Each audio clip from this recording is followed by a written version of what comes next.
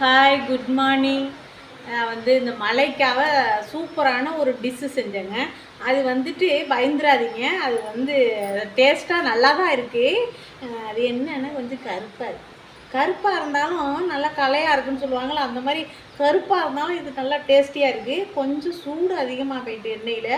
இது நல்லா ஈஸியாக செம்ம எப்படி சொல்கிறதுன்னா, வீட்டில் வாழைப்பழம் இருந்தால் போதும். வாழைப்பழமும் கோதுமை மாவு, சர்க்கரை இது இருந்தால் போதுங்க. சூப்பரான டேஸ்டியான ஒரு இந்த பலகாரம் பேர் தெரியல, அப்பம் அப்படின்னு வச்சிடலாம்னு நினைக்கிறேன். நானாக ஒரு பேர் வச்சுட்டேன்.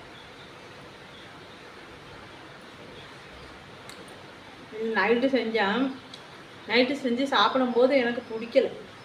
என்னடா இப்படி இருக்குது அப்படின்னு நினச்சேன். அப்புறம் காலையில் இதை செய்யும்போது சாப்பிடும்போது டேஸ்ட்டாக இருக்குது. இது நைட்டு செஞ்சது தான், நல்லா இருக்குது. ஆனால் என் வீட்டுக்காரர் கொடுக்கல. இந்த கருப்பாக இருக்கிறத பார்த்தா அவ்வளோதான் எனக்கு அடி விழுந்துடும். அதனால் கொடுக்கல. நாங்களே என் பிள்ளைங்களே சாப்பிட்டோம்.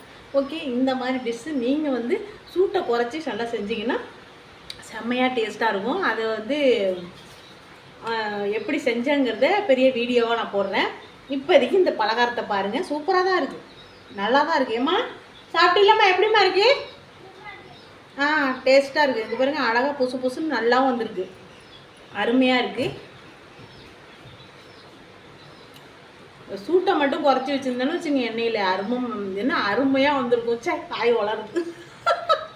அருமையாக வந்திருக்குங்க, நல்லா வந்திருக்கும். என் பையன் மாற்றிட்டு இன்னும் கருப்பாக இருக்குது அப்படின்ட்டான். நீங்களும் இந்த மாதிரி டிஷ்ஷு நீங்களும் செஞ்சு சாப்பிடுங்க. என்ன மாதிரி செஞ்சிடாதீங்க. நீங்கள் இன்னும் நல்லா சூப்பராக செஞ்சு சாப்பிடுங்க. இது புது பலகாரம், பேர் தான் தெரியல.